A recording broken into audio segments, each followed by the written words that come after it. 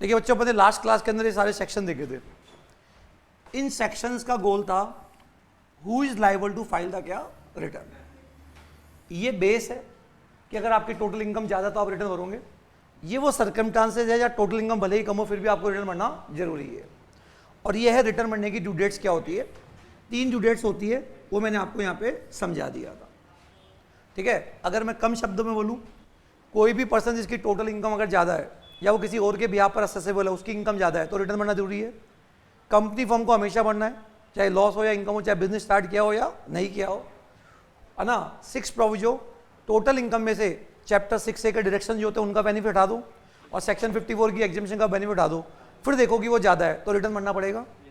अगर आपका foreign travelling पे 2 लाख से ज़्यादा का खर्चा है, बिजली का बिल पूरे साल का 1 लाख से ज़्यादा है, करंट अकाउंट में आपने डिपॉजिट कराया चाहे कैश हो या चेक हो 1 करोड़ से ज़्यादा, एक बैंक के अलग अलग ब्रांचेज में टोटल में करंट में, तो आपको रिटर्न भरना क्या है, जरूरी है।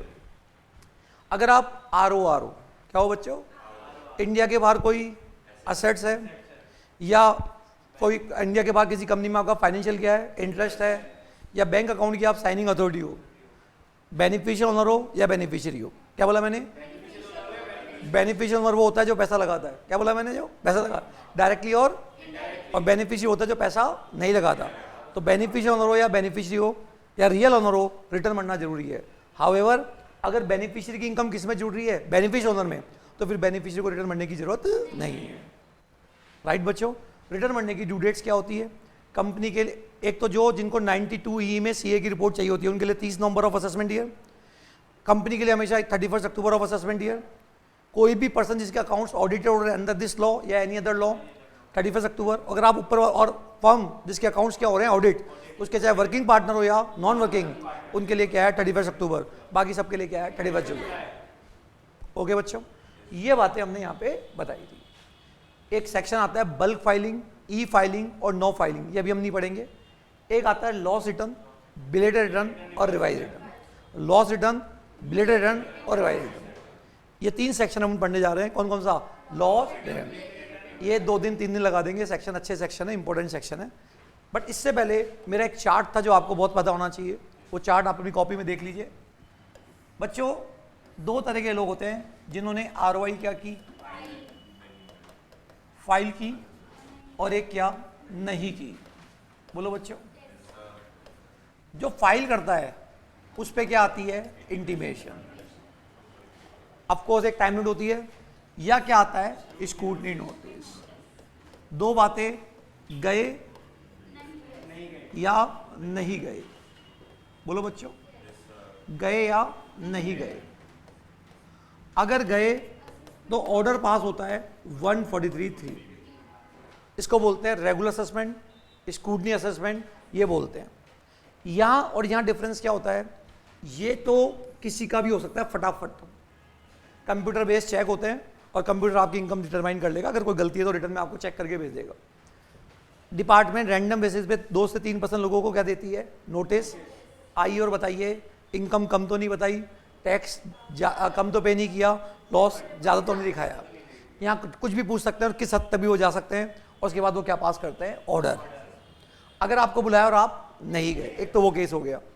एक आपने ROI नहीं भरी, तो एक तो हो सकता है क्या, कुछ भी नहीं हुआ। क्या बोला मैंने, कुछ भी नहीं हुआ, मतलब उनको पता ही नहीं चला, कुछ भी नहीं हुआ। एक हो सकता है कि तुम पे 142(1) रोमन 1 का क्या है, नोटिस आए, प्लीज फाइल द रिटर्न। ये नोटिस, हालांकि मैं आगे पढ़ाऊंगा जब आपको पता चल जाएगा, ये नोटिस जरूर नहीं है कि उन्हीं को आता है जिनकी टोटल इनकम ज़्यादा है।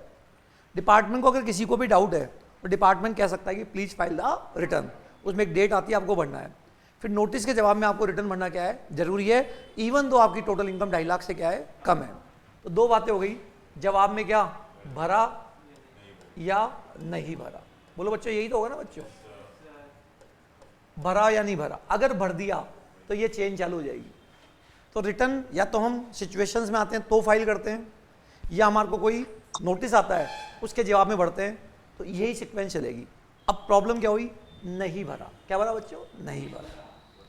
डिपार्टमेंट चाहे तो डायरेक्ट ये वाला नोटिस भेज सकता है, या आप पे 144 का बेस्ट जजमेंट नोटिस भी आपको क्या कर सकता है, भेज सकता है।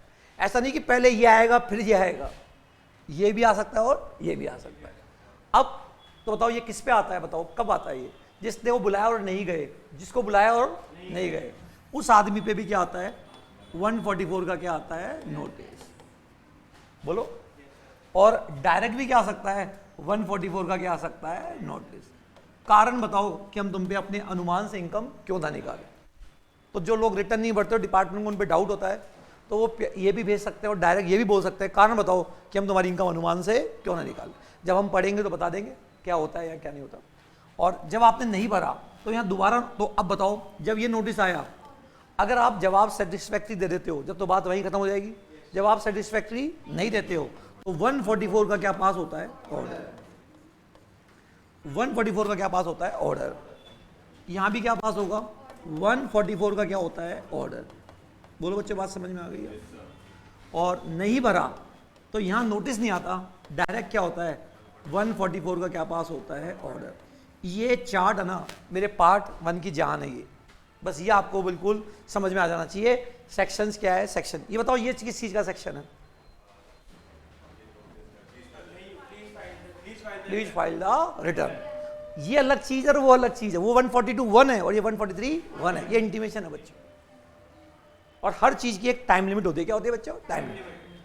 आप देखना चाहते हैं टाइम लिमिट भी? देखो दिखाऊं टाइम लिमिट क्या होती है। जैसे कोई सा भी ले लो आप, जैसे मान लो अभी कौन सा ईयर था? अभी प्रीवियस ईयर 21-22 हुआ ना? असेसमेंट ईयर क्या हुआ?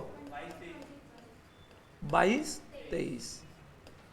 अब देखो तुम बच्चों, 22-23 हुआ, तो अगर मैं तुमसे ऐसे ही बताना चाहूं तुमको,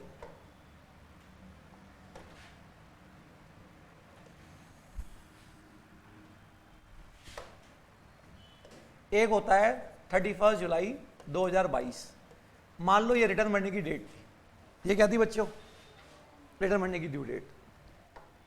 एक होता है 31 दिसंबर 2022। एक होता है असेसमेंट ईयर का एंड 31 मार्च 2023। बोलो। एक होता है 30 क्या जून 2023।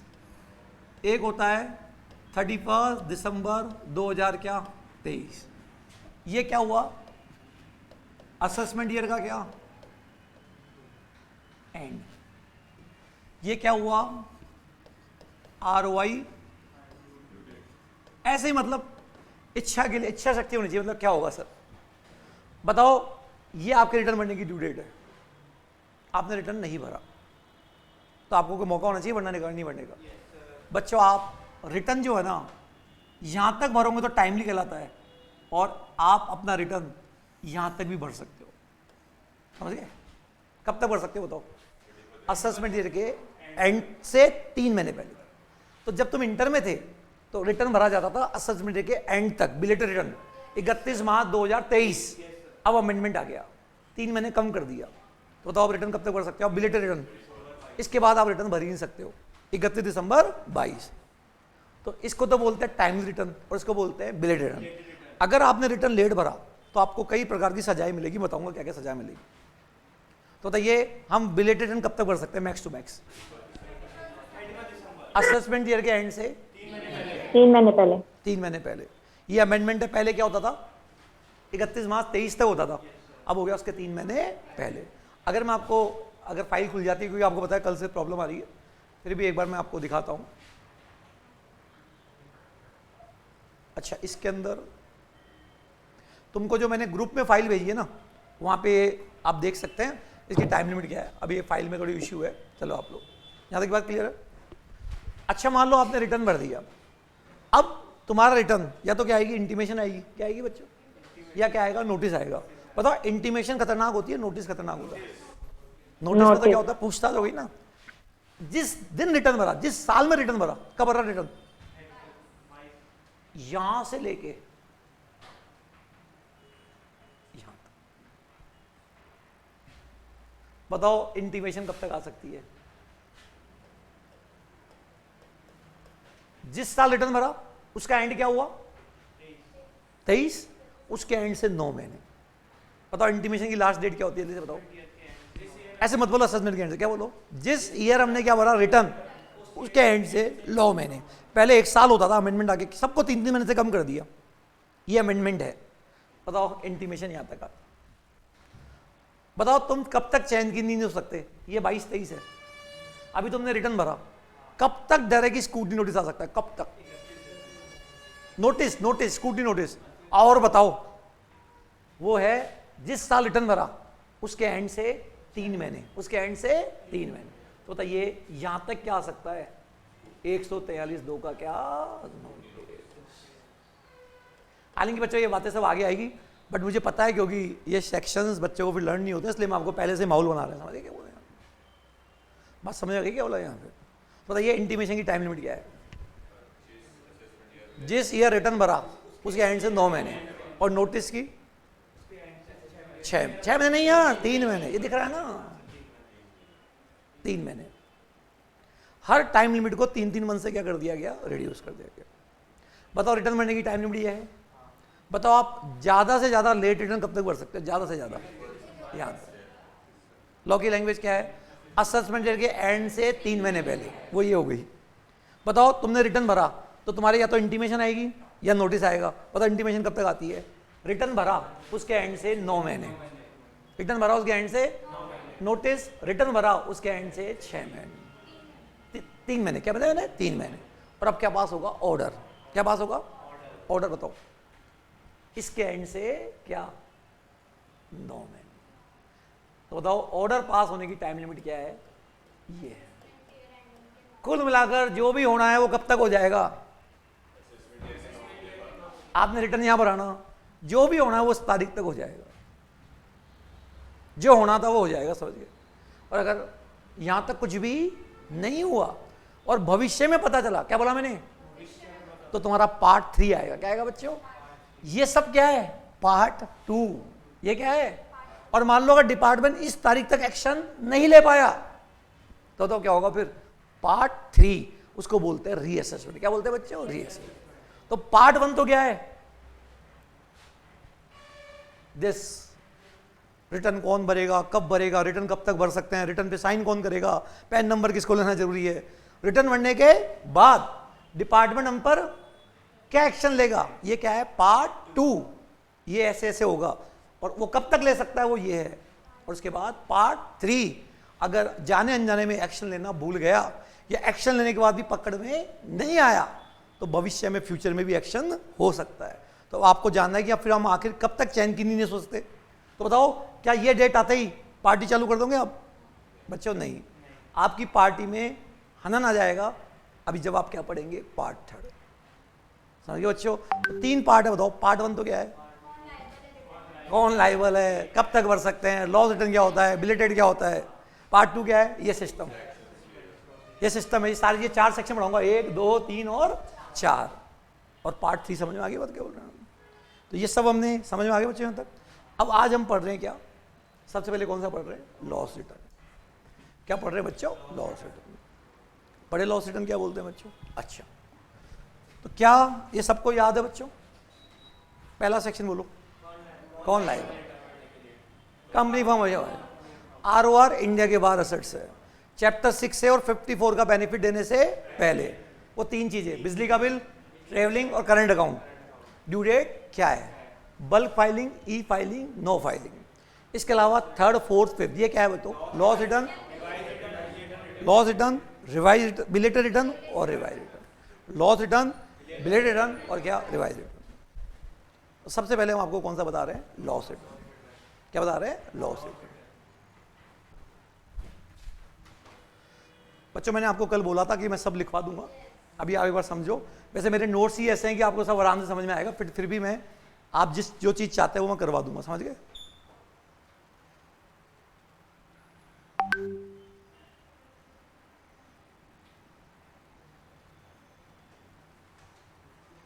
ये रहा लॉस रिटर्न। आज मैंने ये जो पढ़ा रहा हूँ, इससे पहले मैंने आपको एक 20 मिनट का इंटर का वीडियो मेरे YouTube चैनल पे अपलोड किया है। उसमें आपको इंटर के अंदर हमने क्या पढ़ा था, लॉस कौन से कैरी फॉरवर्ड होते हैं वो दिया है। तो बेटर है कि अगर आप उसको सुन लेना ताकि वो चैप्टर भी आपका खत्म हो जाएगा और आपको याद भी आ जाएगा कि वो क्या था। ठीक है, set of and carry forward. अब ये हमारे होते हैं। उस वीडियो में मैंने आपको बताया था हमारे लॉस कौन कौन से होते हैं, हमारे लॉस कौन कौन से होते हैं। देखो बच्चों, हमारे 5 हेड होते हैं। कौन से होते हैं? एक तो होता है कौन सा? सैलरी। सैलरी में लॉस हो नहीं सकता। सैलरी में लॉस कब होगा? काम भी करवा लिया और पैसे देने के बजाय पैसे रखवा लिए, वो तभी होगा, वो तो पॉसिबल नहीं है। एक होता है हाउस प्रॉपर्टी का लॉस। क्या होता है बच्चों? House property. सेक्शन 71 भी होता है। बिजनेस में 3 प्रकार के लॉस होते हैं, 72, 70T और 73A। ये होता है हमारा जनरल बिजनेस का लॉस। आम आदमी पे तो यही अप्लाई होता है। ये होता है कौन सा? स्पेकुलेशन। Speculation loss. क्या बोला मैंने? स्पेकुलेशन। और ये है स्पेसिफाइड बिजनेस का लॉस, अगर आपको याद हो बच्चों। बोलो। एक होता है लॉन्ग टर्म कैपिटल लॉस और short term capital loss, section 74। एक होता है ओइंग एंड मेंटेनिंग, क्या वो होता है 74। बोलो बच्चों, यही होता है ना। इसके अलावा एक होता है डेप्रिसिएशन लॉस। क्या होता है बच्चों? Depreciation loss. डेप्रिसिएशन लॉस क्या होता है? इंटर में आपको ध्यान होगा, जैसे मान लीजिए किसी का P&L है, ये किसी का क्या है? P&L है। यहां आपकी सेल आ रही है 10 लाख और यहां मान लो आपके जो परचेज या तुम्हारे जो एक्सपेंसेस है वो आ रहे हैं कितने? 12 लाख। और तुम्हारा जो डेप्रिसिएशन है वो है कितना? 4 लाख। तो बच्चों मुझे बताइए जल्दी से, हमारा टोटल लॉस कितना हो गया? टोटल लॉस हो गया कितना? 6 लाख। ठीक है। इनकम टैक्स में डेप्रिसिएशन लॉस को हम अलग करते हैं और अदर देन डेप्रिसिएशन लॉस को क्या करते हैं? अलग। तो बताइए इसमें डेप्रिसिएशन लॉस कितना है और और क्या? Other laws, other business loss कितना है?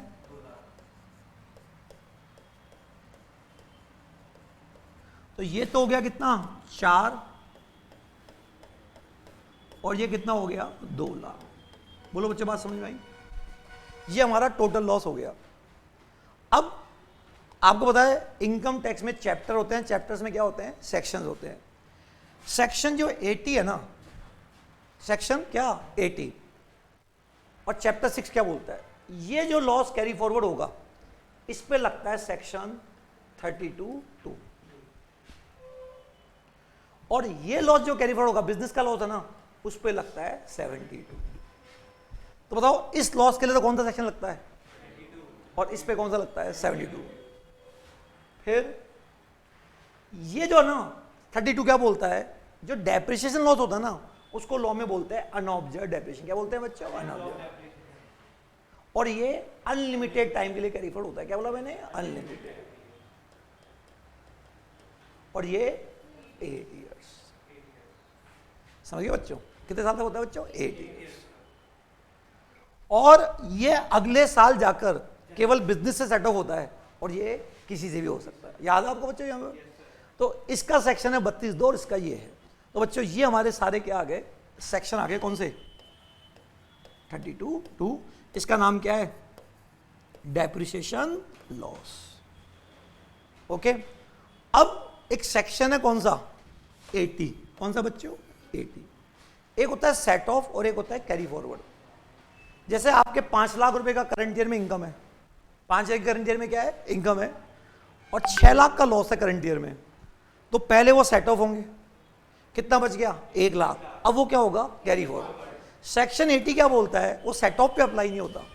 सेक्शन 80 बोलता है अगर आप ये वाले लॉस, कौन से वाले? ये वाले लॉस क्या करना चाहते हैं? Carry forward. किस किस को छोड़ दिया? हाउस प्रॉपर्टी और ये वाले।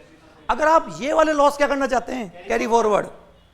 तो रिटर्न भरना जरूरी है, वो भी टाइमली। वो भी क्या? टाइमली। मतलब जो अपनी 139 की ड्यू डेट्स होती है ना, जो आप पे अप्लाई होती है 31 जुलाई, तो 31 जुलाई अक्टूबर, जैसे एज द केस में भी अगर आपने एक दिन का भी क्या कर दिया? डिले, तो रिटर्न तो वैलिड है, बेलेटेड रिटर्न कराएगा, बट लॉस कैरी फॉरवर्ड नहीं होगा। सेट ऑफ तो हो जाएगा बट कैरी फॉरवर्ड नहीं होगा। समझे मेरी बात को?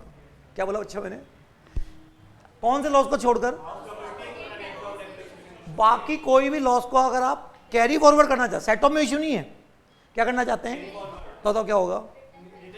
रिटर्न तो सही माना जाएगा बट लॉस कैरी फॉरवर्ड नहीं होगा। ये बात कौन बोलता है? सेक्शन 80, सब है मेरे नोट्स के अंदर। लेकिन सेक्शन 80 जो है ना वो दो सेक्शनों पे अप्लाई नहीं होता। वैसे मैं आपको बता दूं, सेक्शन 80 जो होता है ना वो चैप्टर 6 पे अप्लाई होता है। किस पे? 6। और ये सारे सेक्शन कहां आते हैं? कहां आते हैं? कहां आते हैं? चैप्टर 6। अब आप मेरे से दो क्वेश्चन करेंगे कि सर पहला क्वेश्चन आप ये बताओ कि जो हाउस प्रॉपर्टी का लॉस है उसको क्यों कवर नहीं कर रखा? यही क्यों कर रखा कि ये लॉस कैरी फॉरवर्ड नहीं होंगे, इसमें कोई इशू नहीं, ये हो जाएगा। अगर आप रिटर्न नहीं भी भरोगे ना ये हो जाएगा। बट अगर इनको करना है ना इनको, तो रिटर्न टाइमली बनना क्या है? जरूरी है। तो आपके दिमाग में दो क्वेश्चन आने चाहिए।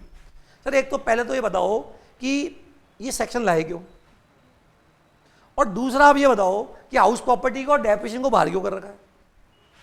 समझे बात को? यही दो क्वेश्चन होंगे ना। पहला मैं आपको समझा दूं, ये सेक्शन लाने का मतलब क्या है। अगर आप किसी को समय दे देते हो, क्या बोल रहा हूं मैं, तो आदमी क्या करता है, जैसे रिटर्न भरने की गवर्नमेंट क्यों कहती है जल्दी जल्दी करो, समय ही मत दो ना। अगर मैं तुमको सोचने का समय दे दूंगा तो तुम क्या करोगे? चोरी करने के तरीके ढूंढोगे, कैसे टैक्स बचे, और समय ही नहीं होगा तो तुम क्या सोचोगे? आप समझ रहे? एग्जाम के अंदर तुमको 3 घंटे मिलते हैं ना, अगर समय नहीं होगा तो तुम तो बैठे रहोगे 12-1 बजे तक, 2 बजे तक, और समय नहीं होगा तो उसी टाइम में करना होता है ना। तो सरकार को पता है जितना हम क्या देंगे, किसी को समय देंगे। बताओ एक चोर चोरी में घर में घुस गया, पता है कि 5 दिन बाद आएंगे, तो चोर को क्या मिल गया? समय। और चोर को पता है 1 घंटे में आएंगे तो समय कम मिलेगा। आप समझे क्या बोल रहा हूँ मैं? तो सरकार को पता है जितना ज़्यादा समय देंगे तो क्या होगा, उतनी ही वो टैक्स प्लानिंग कर जाएगा, जबरदस्ती लॉस क्रिएट कर लेगा, कैरी फॉरवर्ड करवा के सेट ऑफ कर लेगा। समय ही मत दो। सर फिर इसको बाहर क्यों कर दिया? बच्चों हाउस प्रॉपर्टी में तो आपको वैसे ही पता है ज़्यादा स्कोप ही नहीं है। हाउस प्रॉपर्टी में लॉस कब आता है? जब इंटरेस्ट ही तो है, और सरकार का इंटरेस्ट पे तो वैसे ही क्या है, हाउस प्रॉपर्टी में 2 लाख से ज़्यादा वैसे अलाउड नहीं, क्या कर लेगा वो? ज़्यादा वहाँ कुछ कर नहीं पाएगा। किसमें? हाउस प्रॉपर्टी में, क्योंकि ज़्यादा स्कोप नहीं है वहाँ पे, क्योंकि और खर्चे तो होते ही नहीं ना वहाँ पे, केवल एक ही तो होता है, कौन सा? इंटरेस्ट। तो सरकार का वैसे इंटरेस्ट पे कंट्रोल कर रखा है पूरा। अब बताओ ये कौन सा? 32(2). अब सेक्शन जो 80 है ना वो चैप्टर 6 पे अप्लाई होता है। किस पे अप्लाई होता है? चैप्टर 6। और चैप्टर 6 में ये वाली सीरीज आती है, कौन सी? 71 वाली। और ये कौन सा है? 32। ये रह गया। तो सेक्शन 80 ने बोला ओवरराइड किसको करता है? चैप्टर 6। और चैप्टर 6 में कौन सी सीरीज आती है? ये वाली। ये सीरीज कहाँ आती है? BNP में। इसलिए सेक्शन 80 जो है ना वो इस पे अप्लाई नहीं होता। इसका मतलब अगर अनऑब्जेक्ट एप्रिसिएशन है और आपने रिटर्न नहीं भरा तो भी लॉस क्या हो जाएगा? Carry forward. तो बताओ 2 लॉस को छोड़ दो, 2 लॉस कौन कौन से? बाकी अगर आपने 1 दिन का भी क्या कर दिया? डिले, तो लॉस कैरी फॉरवर्ड नहीं होगा। आगे बात समझ बच्चों? ऑनलाइन समझ में आ गई बात? हाउस प्रॉपर्टी में ज्यादा खर्चे होते कहाँ हैं? हाउस प्रॉपर्टी में अलाउड क्या होता है? म्युनिसिपल टैक्स, वो जग जाहिर है पे किया नहीं किया। स्टैंडर्ड एक्शन वो NEV का होता है, और एक इंटरेस्ट होता है, वो भी इंटरेस्ट भी मैक्सिमम 2 लाख और 30,000। और इंटरेस्ट तो वैसे भी दुनिया भर के TDS कट जाते हैं, दुनिया भर कंट्रोल रहता है सरकार का। समझ गए? और बताओ अनऑब्जेक्ट एप्रिसिएशन में क्या चक्कर हुआ? वो क्यों बच गया? वो चैप्टर सेक्शन 80 चैप्टर 6 पे अप्लाई होता है, और ये चैप्टर 4 होते हैं BNP, उस पर अप्लाई नहीं होता। अब मुझे बताओ, देखो पढ़ो आप। असेसिस सस्टेन द लॉस, कौन कौन सा? जर्नल, स्पेकुलेशन, 3580 दिख रहा है आपको, या ओइंग एंड मेंटेनिंग। बताओ यहाँ 2 लॉस नहीं है, कौन कौन से? हाउस प्रॉपर्टी और unabsorbed appreciation. Can be carry forward, can be क्या? Only if ROI is furnished within the time allowed. अगर 1 दिन का भी क्या हो गया? डिले, तो लॉस कैरी फॉरवर्ड नहीं होगा। समझ गए बच्चों क्या बोल रहा हूं यहाँ पे? अच्छा, ये क्या बोल रहा है?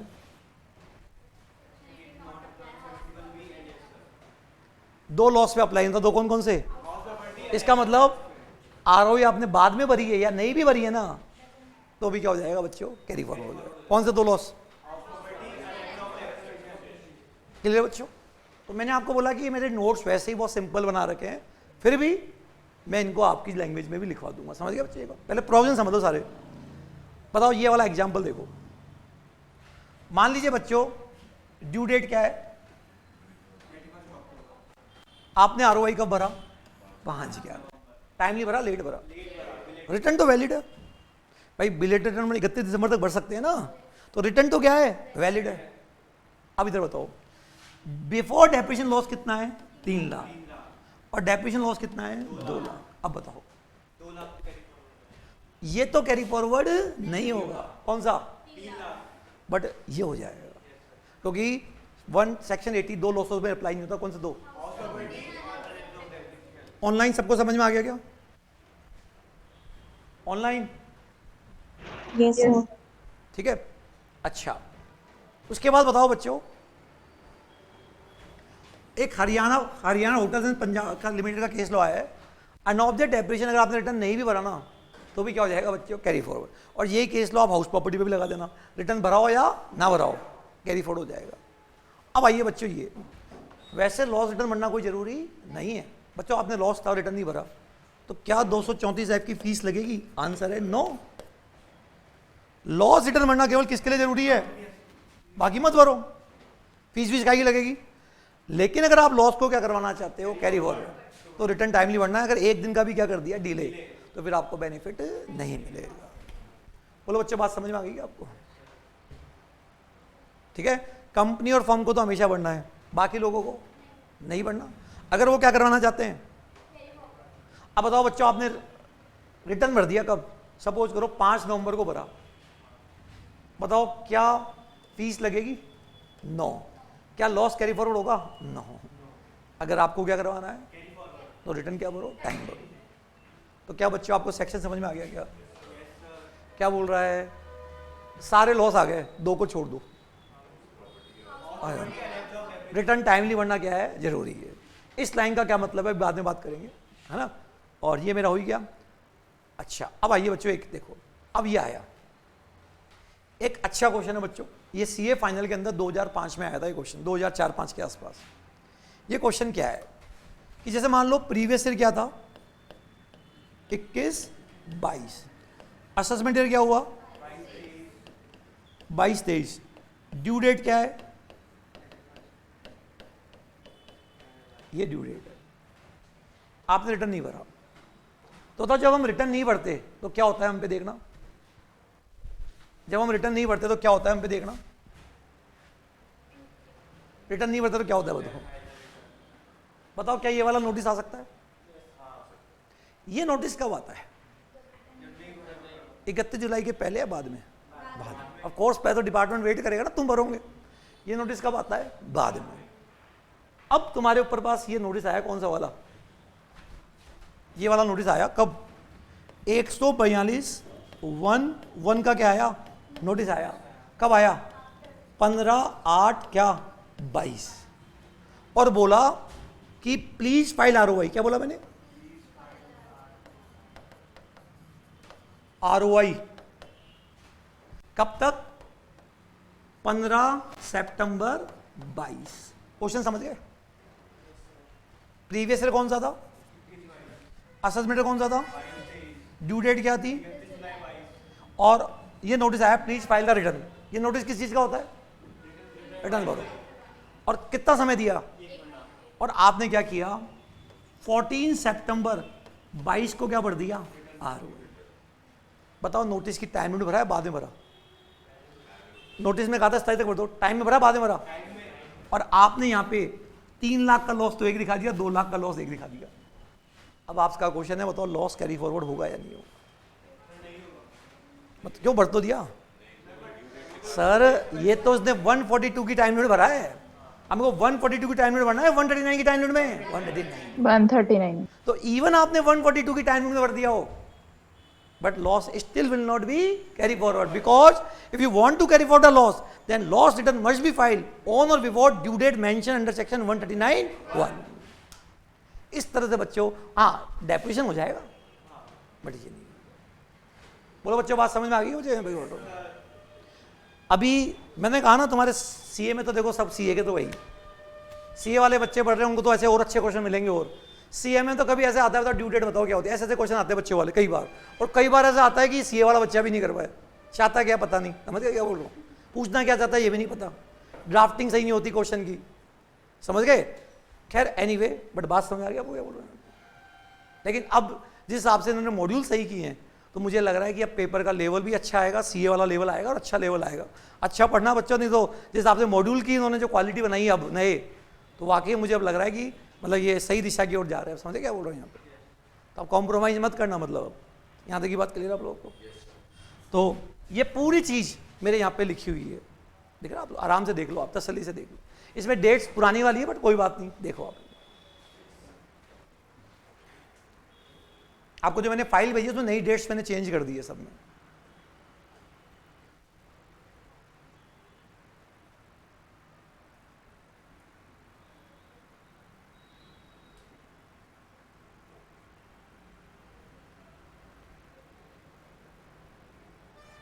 समझ गए बच्चों? याद क्या करना होता है? देखो ये तो है एनालिसिस, ये तो क्या है एनालिसिस। याद क्या करना होता है? प्रोविजन। ये तुम्हारे कॉन्सेप्ट क्लियर करेगा और ये आपको लर्न करना है। तो मैं जो आपको लिखवाऊंगा भी ना, तो मैं ये लिखवाऊंगा। समझे क्या बोल रहा हूँ? Any question? ठीक है, पहला पॉइंट सबको क्लियर है? पहली बात क्या पढ़ी? दो लॉस पे अप्लाई नहीं होता। कौन कौन से? दूसरा क्या बताया? क्या करना पड़ी है। तीसरा, इसके जवाब में हमने भरा तो भी नहीं हुआ क्योंकि ये नोटिस रिटर्न भरने की ड्यू डेट के बाद आता है। अगर आपको लॉस को कैरी फॉरवर्ड करवाना है तो बने। अब बच्चों एक चीज बताओ, ये वाला क्वेश्चन, जैसे मान लो 31 अक्टूबर डेट थी और 5/11 को तुमने रिटर्न भरा। 5/11 को क्या भरा? रिटर्न। लॉस कितने का था? 3 लाख। अदर सोर्स की इनकम क्या थी? 9 लाख। ये आपस में सेट ऑफ हो सकते हैं। नहीं तो 20 मिनट का वो वीडियो देख लेना और अच्छा लगे तो लाइक और सब्सक्राइब जरूर कर लेना आप लोग। समझ गए बात को क्या बोल रहा हूँ, है ना? यहाँ तक की बात क्लियर है आपको? तो मैंने वो आपके लिए बनाया इंटर का एक 20 मिनट का, आप देख लेना वहाँ पे। यहाँ तक की बात सबको क्लियर है? ये 3 और ये क्या 9। अब बताओ पहले सेट ऑफ होगा नहीं होगा? अब एओ कहता है कि तुमने रिटर्न लेट भरा तो लॉस सेट ऑफ नहीं होगा। प्रॉब्लम सेट ऑफ में, कैरी फॉरवर्ड में। तो बताओ सेट ऑफ पॉसिबल है। प्रॉब्लम किसके साथ है? कैरी फॉरवर्ड के साथ। समझ गए? तो अब जैसे मान लो ये यहाँ पे 13 लाख का लॉस होता, क्या होता बच्चों? 13 लाख। और यहाँ पे 9 लाख की क्या होती? इनकम होती। तो अब 9 लाख में तो कोई प्रॉब्लम नहीं है, लेकिन 4 लाख का लॉस कैरी फॉरवर्ड नहीं होगा। अगर आपको कैरी फॉरवर्ड करवाना है तो रिटर्न टाइमली बनना क्या है बच्चों? जरूरी है। बोलो बच्चों कोई पॉइंट वापस बताना, समझ में आ गया? ऑनलाइन आ गया सर, समझ आ गया? तो पहला क्लियर है, दूसरा क्लियर है, तीसरा क्लियर है, फोर्थ क्लियर है। बोलो बच्चों फिफ्थ क्लियर है। अच्छा एक चीज बताओ बच्चों, जैसे बात है कब की? 19-20 की बात है। प्रीवियस ईयर कौन सा था? 1920। प्रीवियस ईयर 1920 है। रिटर्न कब भरना है? भरना ड्यू डेट है ना, क्या ड्यू डेट। और आपने आरओआई भी कब भर दी? भर दी। बोलो। और 6 लाख का क्या आ गया? लॉस। बताओ ये कैरी फॉरवर्ड होगा नहीं होगा? हो जाएगा, नो इश्यू सर। अब हम आए कब? 20-21 में। 20-21 की ड्यू डेट क्या थी? और यहां हमने 9 लाख का और लॉस दिखा दिया करंट ईयर का। बोलो बोलो, ये करंट ईयर का हो गया और 6 लाख क्या हो गया? ब्रॉड फॉरवर्ड हो गया। बोलो बच्चों, एक करंट ईयर का और एक ब्रॉड फॉरवर्ड हो गया। और अब आपने रिटर्न कब भरा? 15/11/20। टाइमली या लेट भरा? बताओ टाइमली या लेट भरा? अब बताओ क्या होगा? लेट। अब बताओ इस पॉइंट को पढ़ के बताओ क्या कह रहा है?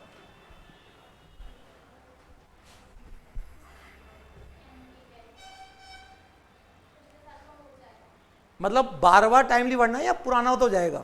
जब पहली बार लॉस होता है ना, पहली बार वो टाइमली बढ़ना है तो ये तो हो जाएगा। अब ये तो हो गया ब्रॉड फॉरवर्ड। अब पहली बार हुआ था ना तो ये तो नहीं होगा बट ये होगा, ये तो हो जाएगा सर। जो फर्स्ट टाइम आप भरते हो ना, क्या बोला मैंने? फर्स्ट टाइम, वो टाइमली करना है। समझिए बात को?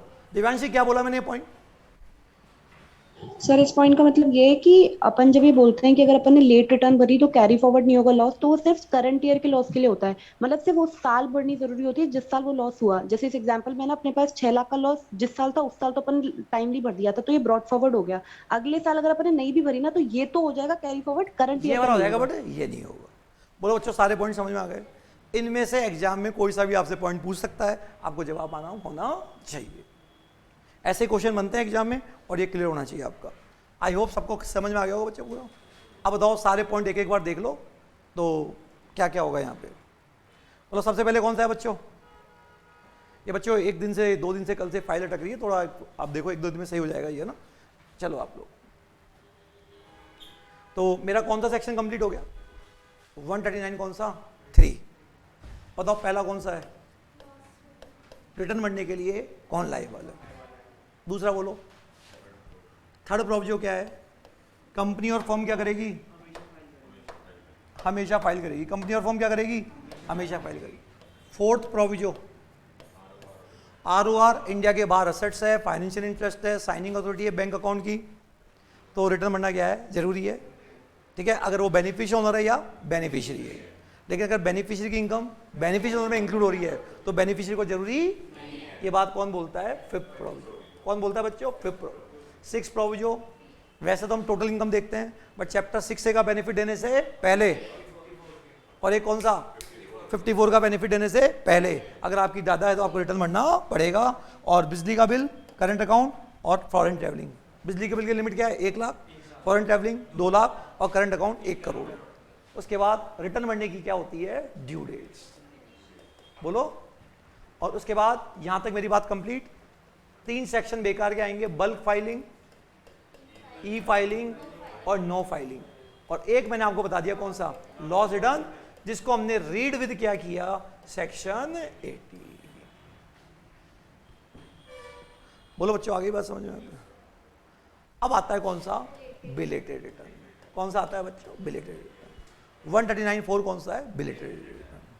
ठीक है, एक बार बच्चों अपनी फाइल खोल लो, मैंने जो ग्रुप में भेजी थी।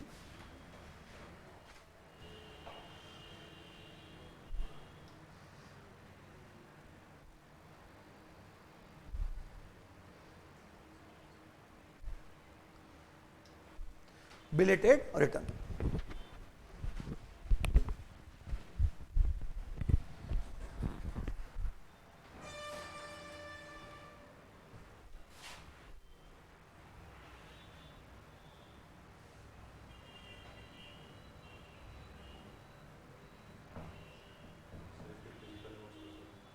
बिलेटेड रिटर्न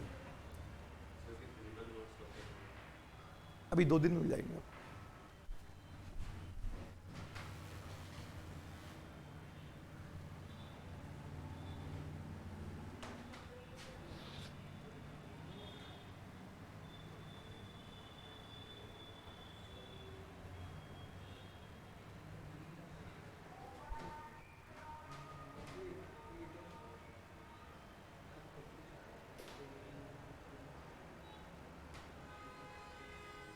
तो बच्चों हमारा पेज नंबर 1 सब कंप्लीट हो गया ये सब। अरे ठीक है, अब हम आ रहे हैं किस पे?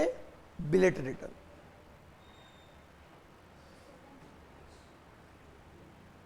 एक बार ये आपकी एक फाइल है,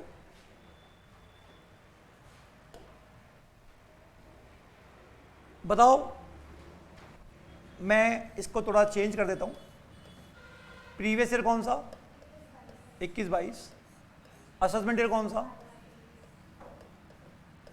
और रिटर्न भरने की ड्यू डेट क्या है? ठीक है, अगर हम रिटर्न लेट भरते हैं तो हमारे साथ क्या क्या होता है? पहला, इंटरेस्ट नहीं लगेगा, लेकिन उसके बाद आपने रिटर्न भरा तो हर केस में क्या लगेगा? ठीक है बच्चों, समझ गए बात को? फीस नहीं लगेगी, लेकिन अगर आपने उसके बाद भरा तो फीस क्या होगी? लगेगी। कितने रुपए की? 5। हालांकि इसके बाद तो आप रिटर्न भर ही नहीं पाओगे, इसके बाद तो आप रिटर्न भर ही नहीं पाओगे, रिटर्न ही नहीं भर पाओगे। बताओ बिलेटेड रिटर्न कब तक भर सकते हैं? बोलो कब तक भर सकते 31 हैं? दिसंबर तक। असेसमेंट ईयर के एंड से 3 महीने पहले तक। पहले। इसका मतलब यहां तक भर सकते हैं, यहां तक भर सकते। देखो ये तो है नॉर्मल रिटर्न, ये तो क्या है? नॉर्मल। इसको क्या बोलेंगे? बिलेटेड। इसको बिलेटेड। इसके बाद आप रिटर्न नहीं भर सकते, पॉसिबल ही नहीं है। लास्ट डेट ये होगी बच्चों। अगर मैं बात करूं यहाँ पे 22 क्या 22 कर दो यहाँ पे। रिटर्न को रिवाइज कब तक कर सकते हैं? अगर रिटर्न में कोई गलती हो गई तो रिवाइज कब तक हो सकता है? वो भी सेम, ये भी रिवाइज हो सकता है, ये भी हो सकता है, ये भी हो सकता है, इस तारीख के बाद रिवाइज नहीं हो सकता। समझ गए? लॉस कैरी फॉरवर्ड हो जाएगा, बट यहां कैरी फॉरवर्ड नहीं होगा कैरी फॉरवर्ड। समझ गए बच्चों? और हमको चैप्टर 6 की जो हेडिंग सी होती है ना, उसमें डायरेक्शंस मिलते हैं। अगर आपने एक भी दिन का डिले कर दिया ना, अगर टाइम नहीं भरा तो बेनिफिट मिल जाएगा, अदरवाइज आपको कोई भी बेनिफिट नहीं मिलेगा। बताइए ये लॉस रिटर्न क्या मतलब, रिटर्न लेट भरने के क्या है नुकसान? कौन कौन से नुकसान है बताओ? इंटरेस्ट लग गया, फीस लग गई, मतलब इस तारीख के बाद नहीं भर सकते, और लॉस कैरी फॉरवर्ड नहीं होगा, और बेनिफिट नहीं मिलेगा। एक सेक्शन याद है, नया सेक्शन आया 1.194 एन विड्रॉल करते हैं 1 करोड़ से ज़्यादा। वहाँ जब मैं टीडीएस पढ़ाऊंगा वहाँ भी आपको बताया जाएगा, अगर आप रिटर्न लेट भरते हैं तो वहाँ भी आपको नुकसान होता है, क्योंकि नॉर्मल केस में 1 करोड़ के ऊपर, क्या बोला मैंने, 1 करोड़ की विड्रॉल के ऊपर टीडीएस कटता है। लेकिन अगर आपने रिटर्न नहीं भरा टाइमली पिछले 3 सालों का, तो आपको याद होगा वहाँ पे 20 लाख के ऊपर ही टीडीएस कटने लग जाता है। क्या बोला मैंने? नॉर्मल केस में कब टीडीएस कटता है उस सेक्शन में? 1 करोड़ के ऊपर, लेकिन नहीं भरा तो बताओ फिर 20 लाख के ऊपर ही हो जाता है। ये और नुकसान है किसका? रिटर्न टाइमली नहीं भरने का। आई होप यहां तक की बातें पूरी क्लास में समझ में आ गई होगी ऑनलाइन। ठीक है, अब आइए बच्चों, कौन सा सेक्शन? Belated return. कौन सा बच्चों? Belated return. Belated return, belated return, यहां अमेंडमेंट आया है ना। कोई रिटर्न जो आपने 139(1) की टाइम लिमिट में नहीं भरा, कोई रिटर्न जो आपने 139(1) की टाइम लिमिट में नहीं भरा, लेट भर सकते हो क्या? कब तक? Before end of relevant assessment year. यहां अमेंडमेंट आ गया। यहां क्या आ गया? तो अगर मैं बात करूं किसकी, प्रीवियस ईयर कौन सा, और जो प्रीवियस ईयर कौन सा 21-22, असेसमेंट ईयर कौन सा 22-23। तो पहले हम बिलेटेड रिटर्न यहां तक भर सकते थे 31 मार्च 23, अब 3 महीने पहले हो गया। असेसमेंट ईयर के एंड से 3 महीने पहले। जो मैंने आपको नोट्स भेजे हैं वो अपडेटेड नोट्स है, ठीक है। अभी ये फाइल्स में ओपन नहीं है, इसलिए मैं भी आपको इससे पढ़ा रहा हूं। समझ के बात को क्या बोल रहा हूं? बताइए अब आंसर क्या होगा, जल्दी से बताओ। कब तक भर सकते हो? 3 मंथ बिफोर। क्या बोला मैंने? बिफोर। बताइए कब तक भर सकते हैं? 31 दिसंबर 2022। बोलो बच्चे, बात समझ में आ गई आपको? तो बच्चे जैसे भी मान लो तुम्हारे पेरेंट्स ने अभी रिटर्न नहीं भरा होगा, नो डाउट इंटरेस्ट लगेगा, नो डाउट फीस लगेगी, नो डाउट कैरी फॉरवर्ड के बेनिफिट छीन ले जाएंगे, वो सारे जो मैंने बताए, लेकिन रिटर्न तो भर सकते हो। कब तक? यहां तक। समझ गए? अच्छा एक चीज बताओ बच्चों, जो लोग रिटर्न नहीं भरते उन पे डिपार्टमेंट क्या एक्शन ले सकता है? जो रिटर्न नहीं भरते उन पे या तो कुछ नहीं ले, या 1-1 में क्या भेज दे, प्लीज फाइल द रिटर्न, या पावर आ जाती ना किसके पास, एओ के पास। क्या पावर आ जाती है? बीजीए। तो बीजीए की पावर क्या कब यूज कर सकता है बताओ एओ? रिटर्न नहीं भरा हो तो जैसे 31 जुलाई गई तो एओ चाहो तो ये भी यूज कर सकता है या ये भी यूज कर सकता है। अब मान लो उसने ये वाली पावर यूज कर ली, कौन सी? 144। कारण बताओ तुम पे बीजीए क्यों नहीं किया जाए?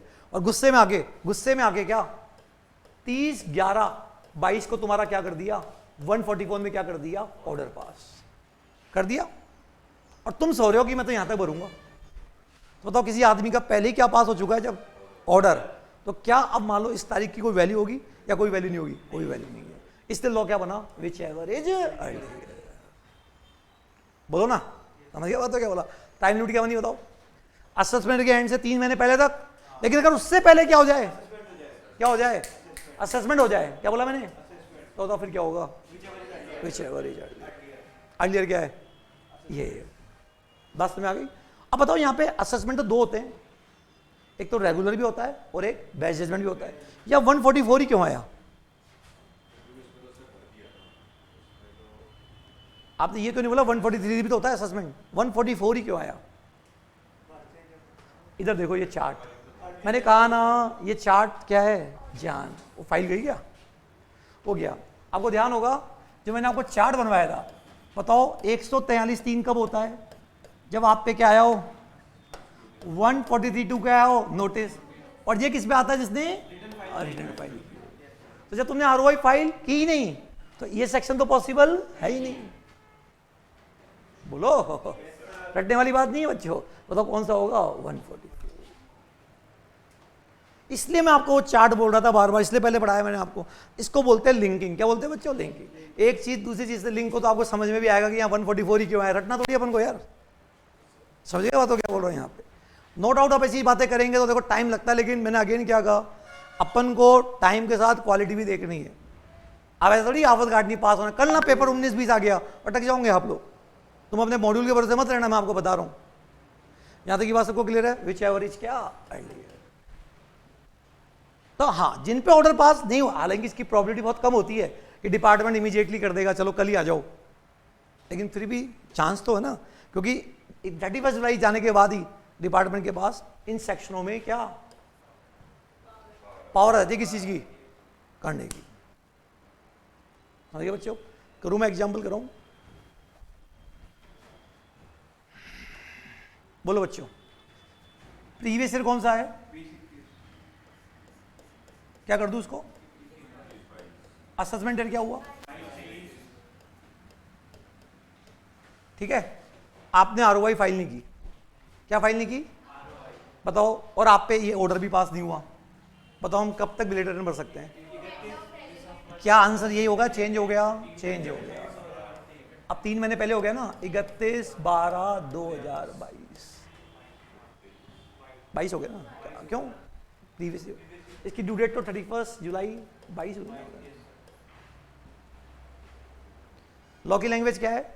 असेसमेंट के एंड से 3 महीने पहले और ऑर्डर पास होने से पहले, विच एवर इज। बच्चों मैंने ये एग्जाम्पल सारे क्रिएट कर दिए ताकि तुमको जरूरत ही नहीं पड़े, सिंपल चीज़ है यहाँ पे। समझ के बात हो क्या बोल रहा हूँ? अगेन इसको क्या कर दूँ 21-22, इसको क्या कर दूँ नो आरओआई फाइल। बीजे कब हुआ? 31/12/22, इसको 30/11/22 कर लो। क्या कर लो? 30/11/22। अब बताओ 21-22 का था, रिटर्न भरने की डेट क्या थी? और बीजी 31/11/22 को हो गया। अब बताओ तुम रिटर्न कब तक भर सकते हो? एक तो क्या आएगा 31/12/22 और एक ऑर्डर पास हुआ, कब वो ऑर्डर? उसके एक दिन पहले 29/11/22। बताओ अर्लियर क्या है? तो आंसर क्या होगा 29/11/22। समझ गए बच्चों क्या बोला? टाइम नोट क्या है? असेसमेंट के एंड से 3 महीने पहले और क्या ऑर्डर पास होने के एक दिन पहले, बिफोर कंप्लीट, बिफोर वर्ड। बताइए विच एवर इज अर्ली। और अगर मान लो ये बीजे कैंसिल हो गया, बीजे इलीगल था, क्या था बच्चों? इलीगल। तो फिर तो हमारे लिए डेट कौन सी आएगी बच्चों? फिर 31/12/2022। बात समझ आ गई बच्चों को? ये आपको जो फाइल है उसमें सब में करेक्शन करे हुए हैं यहाँ पे। एनी क्वेश्चन बच्चों? तो बताइए आज आपने 2 सेक्शन पढ़े, कौन कौन से? लॉस रिटर्न पढ़ लिया और कौन सा पढ़ लिया? बिल रिटर्न पढ़ लिया। स्ट्रेट फॉरवर्ड क्वेश्चन भी आते हैं, सिचुएशन बना के भी आएंगे। और अब बताओ कंप्लीशन का मतलब क्या है? क्या है मतलब कंप्लीशन का मतलब? Order pass. क्या बोला मैंने? Order pass. Completion of assessment. Completion of क्या? असेसमेंट, है ना? ये अपन ने वर्ड यूज किया था ना यहाँ पे, है ना? ये ऑर्डर पास। 144 है, 143 क्यों नहीं है बताओ यहाँ पे? नहीं पहले। ठीक है बच्चों, तो मैंने आपको यहां तक समझा दिया कौन सा 140।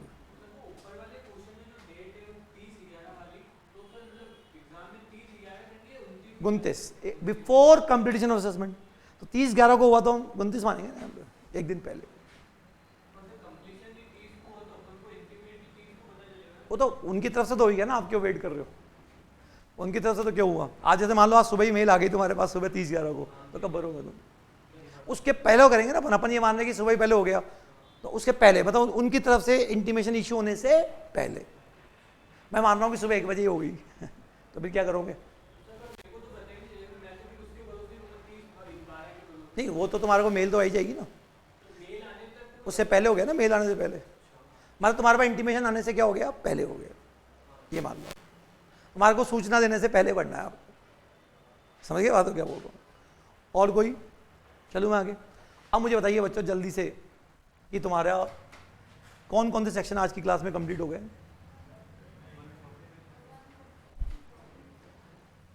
139 कंप्लीट है, थर्ड प्रोविजो कंप्लीट है, फोर्थ और फिफ्थ प्रोविजो क्या है, कंप्लीट है, सिक्स प्रोविजो कंप्लीट है, सेवन प्रोविजो क्या है, कंप्लीट। एक्सटेंशन क्या है, कंप्लीट।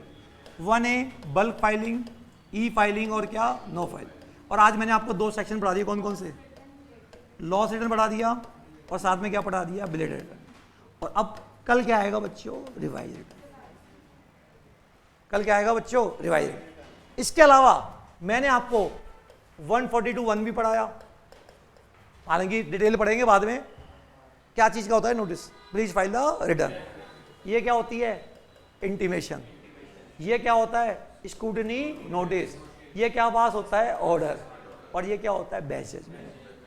बताओ बच्चों इंटीमेशन कब तक आ सकती है? आराम से तसल्ली से सोच के बताओ कि तुमने अपना रिटर्न इस तारीख को भरा था, बताओ इंटीमेशन कब तक आ सकती है? 31/12/23। जिस साल रिटर्न भरा उसके एंड से 9 महीने, 3 नहीं 9 महीने, 9 महीने तक। बोलो बच्चों बात समझ में आ गई आपको? यहाँ पे दिल से पढ़ो ना यार, तुम्हारा रिटर्न अभी तुमने भरा है, आपको ख्वाहिश मन में ख्वाहिश नहीं होती क्या मेरे इंटीमेशन कब आएगी? बताओ डर कब तक लगेगा, डर कब तक लगेगा? ऐसे मत बोलो। जिस साल रिटर्न भरा एंड से 3 महीने, 3 महीने। ऑर्डर कब पास होता है? असेसमेंट के एंड से 9 महीने। इसका मतलब 31/12/23, 31/12/23। चलो एक बार वापस बोलो मेरे साथ, बोलो जल्दी से। इंटीमेशन कब तक आती है? रिटर्न भरा उसके एंड से 9 महीने। स्कूटी नोटिस कब आता है? जिस ईयर रिटर्न भरा उसके एंड से 3 महीने। ऑर्डर कब पास होते हैं? असेसमेंट के एंड से 9 महीने। असेसमेंट के एंड से क्या, 9 महीने। और ये क्या है, ये अलग चीज है। ये क्या है, ऑर्डर किसको बोलते हैं? This is order, no. This is order, no. This is order, no. Order किसे बोलते हैं? इसको बोलते हैं ऑर्डर। बोलो बच्चे बात समझ में आ गई? एक क्वेश्चन पूछूं, एग्जामिनर कैसे पूछेगा तुमसे? प्रीवियस ईयर कौन सा था? 21-22। असेसमेंट ईयर कौन सा था? ड्यू डेट क्या थी? 144 का क्या आया? ऑर्डर नहीं, क्या आया? नोटिस। 144 का क्या आया? नोटिस। कब? ठीक है। और 144 का क्या? ऑर्डर क्या हुआ? पास हुआ कब? और तुमने क्या भर दी? ROI कब?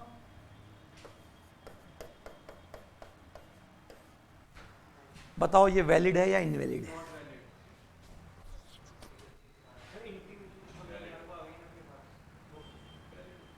वैलिड या इनवैलिड? ऑनलाइन वैलिड या इनवैलिड? वैलिड। क्यों? सर बिकॉज वहाँ पे ऑर्डर पास, ऑर्डर पास होने से पहले। Intimation is not order. अरे इंटीमेशन थोड़ी है ये। This is notice, this is intimation, this is notice. Order तो ये होता है ना। तो लॉ में क्या लिखा है? Before completion of assessment. This is not assessment, this is notice, this is intimation, this is क्या, नोटिस। इसका मतलब बताओ वैलिड है नॉन वैलिड है? वैलिड है। बोलो बच्चे बात समझ में आ गई? समझिए बात को क्या बोल रहा हूं? तो इसका मतलब है नोटिस आने के बाद, क्या बोला मैंने? बट ऑर्डर आप पास होने से तो भी हम क्या पढ़ सकते हैं? रिटर्न। बच्चों सब बात नोट्स में लिखी हुई है ताकि आपका समय बर्बाद ना हो। आपकी जैसे मेरी क्लास ओवर हो, एक बार नोट्स को आप पढ़ो, यहाँ पे हो जाएगा। फिर भी आप बोलेंगे तो मैं लिखवा दूंगा आपको जो भी आप बोल रहे हो। आई होप बात समझ में आ गई सबको, यहाँ पे क्या बोल रहे हैं, समझ गए? अब कल कंटिन्यू करते हैं। Thank you very much.